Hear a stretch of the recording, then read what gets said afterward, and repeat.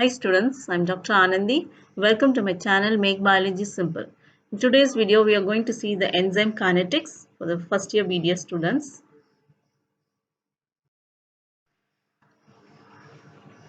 So before moving to the enzyme kinetics, we should know what is enzyme, what is substrate, and what is ES, that means substrate enzyme complex, which will leads to the formation of product.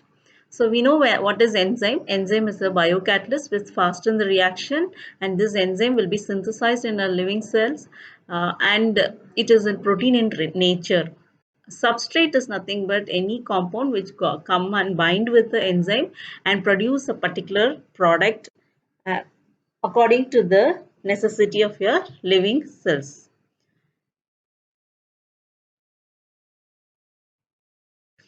And each enzyme will have a specific substrate. So before forming a product, the enzyme and the substrate should combine and form a complex. So this is what given in this equation: E for enzyme, S for substrate. So enzyme and substrate will form an ES, that is enzyme substrate complex. And here some of the reaction takes place, as we know that either Othlyl, that is nothing but oxidoreductase type, or transferase type, or hydrolysis, isomerases, ligases, lyases. So only 6 types of reaction occur in a system. So any one of that reaction will occur here according to the enzyme. And this enzyme substrate is no more as a stable one. So this has to be converted to enzyme and product. So this enzyme is no more as changes, undergone any changes. It will be coming as such. But substrate has been changed. That means some addition or removal or whatever that is coming under Othlyl type of reaction will be converted to a product. And what does K1 and K2 and K3 means? It is a constant of the reaction. Rate of constant means. So for example, enzyme plus substrate will forward reaction. We have a constant that is called velocity constant. Here you can see that velocity constant. So that is nothing but K1. K1 is representing for the forward reaction and K2 is representing the reverse reaction. K3 is the second step from the ES to the E plus P, that is velocity constant. And one more is there in this kinetics. It is nothing but Km. So K represents for constant, M represents for the Michaelis-Menten who has discovered this equation. Or otherwise we call it as a Briggs-Haldane's constant.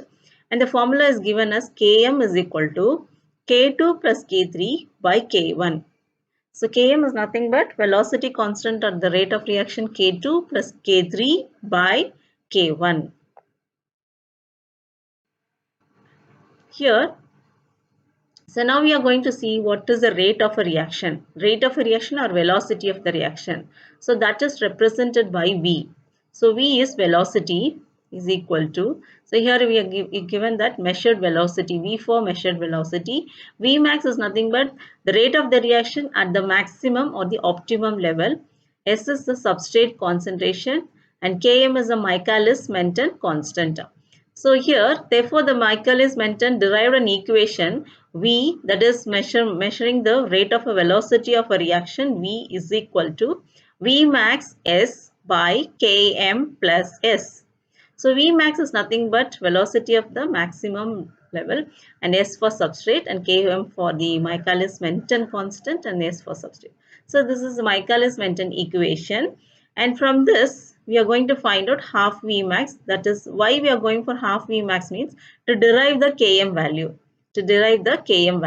So this graph is a representation of how and substrate concentration is inducing the velocity of the reaction, and how the maximum velocity obtained. From the maximum velocity we can derive for the half V max. That half V max is explaining that how Km can be obtained. From the Km you can derive the substrate concentration. So based on this Michaelis-Menten equation, we can able to derive the Km also. So that is the purpose of Michaelis-Menten derivation. Here, as usual, we know that as the concentration of the substrate increases, the velocity of the reaction is increased. So we are getting an hyperbola curve. That hyperbola curve means it keeps on increases as the concentration of the substrate is there, but at what particular time it reaches the saturation. That means all the substrate or all the enzymes are engaged with the substrate and it is fully saturated. So at that time we call it, at that line we define this as a maximum velocity. That means the rate of the reaction has reached the maximum level or it reaches the optimum level. So that point we call it as a Vmax. So from the Vmax, say for example, if it is a 40, so when you reduce it to half, so 40 means 20. So that half Vmax, from the slope we cut the graph and extend to the substrate level. That means x-axis. So where the x-axis meets the half Vmax, we call it as a Km. So that Km is nothing but Michaelis-Menten concentration. Sorry, Michaelis-Menten constant. So this will give an idea about the substrate concentration also. So that is why the Michaelis-Menten derived this formula from the Vmax, half Vmax, we can derive the Km. The Km will give an idea about the substrate concentration. So let's see how this Km obtained the substrate concentration. So here as we know that Vmax now we are considering to half Vmax. So in the place of V, we are putting half Vmax. So half Vmax and the Michaelis equation we know that Vmax S by Km plus S. So this half Vmax we are changing into the next that is in the converting to the formula from left to right side. So what happened, the half Vmax here, the Vmax when it comes this side it will go down, that is denominator, and the R2 that is the below denominator will go to the up to the, here it is a numerator 2. So 2 Vmax. 2 Vmax. And in the left side, you can see Km plus S. That is moving to the left side, right side. And you can see that Vmax, Km plus S is there. It reaches to the numerator as Km plus S. Now we are cancelling this Vmax. And finally, we are getting as 2S.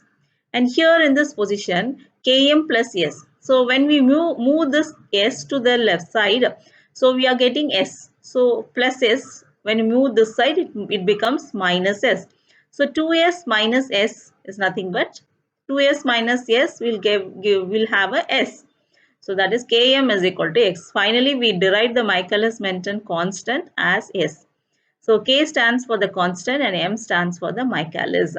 So here from the graphical view we can able to find out this is the equation derivation for the Km, and from the graph itself you can able to find out that when you consider the Vmax to half Vmax, from the half Vmax if you plot even cut it to the substrate that is x-axis, you are getting the substrate concentration. So that is nothing but Km. So Km is equal to S.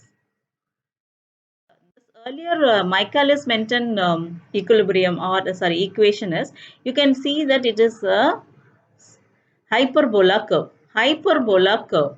So hyperbola curve means here you can see the stretch of line. So finding out the Vmax is little bit approximate. It is not an accurate way of finding out. So in that case, there is an alternate method. In that case, there is an alternate method. So Lineweaver-Burk plot, reciprocal plot, is the one which gives an idea about the Km value in a very accurate manner. So that's why they are moving to another form of derivation. It's called Lineweaver-Burk plot. That is also obtained from the Michaelis-Menten equation. And here the Km value, the substrate saturation curve is not very accurate since Vmax asymptotically. That is, as I told you, they are in the hyperbola curve. So in that case, you are considering that everything in the inverse. Inverse means reciprocal. In the Michaelis equation, we have seen 1 by V. That is, V is equal to Vmax S by Km plus S. Sorry, Vmax S by Km plus S. So here you're just inverting that equation. So for example, in the case of V, here you are putting 1 by V. And of course here the Vmax S should be in the numerator and Km plus should be in the denominator. When you reciprocal it, this Vmax S become the denominator. sorry, numerator, and the Km plus S becomes a numerator. So now we are splitting this equation. See that 1 by V is equal to Km by V max into 1 by S into 1 by S plus this S, and V max S will be coming down here as such. Now again your signify your see Km by V max into 1 by Vs. Here the S and the S gets cancelled, so you are getting 1 by V max. So you can see that here this value 1 by V is equal to Km by V max into 1 by S plus 1 by V max is very similar to the equation Y is equal to Ax plus B. In the Y position, you are having the y axis 1 by V, that is velocity. And in the x position, you can see 1 by S, that is substrate concentration. In x axis, substrate concentration. And this A and B will give an idea about the slope deriving. The Km by V max plus 1 by V max. So this equation is nothing but Lineweaver burk plot.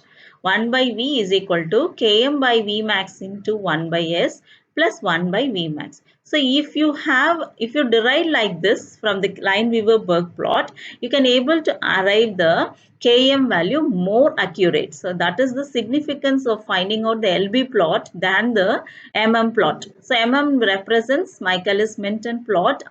LB represents Lineweaver burk plot. So in the Lineweaver-Burk plot, this is the way you can see this uh, graph.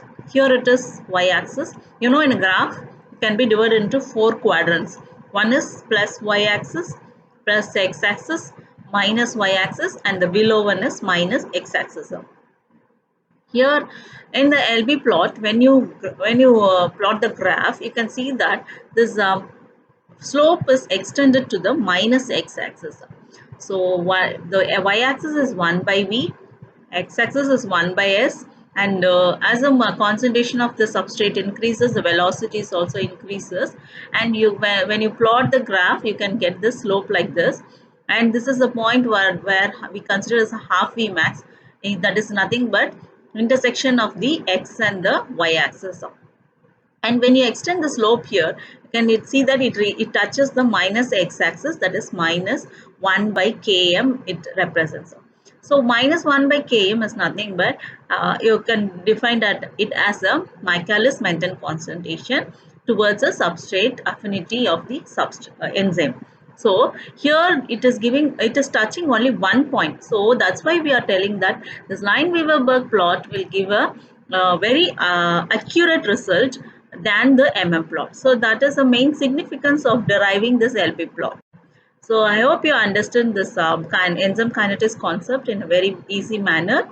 So that's all in today's video. So next video we'll see in the next concept of enzymes. Thank you, students.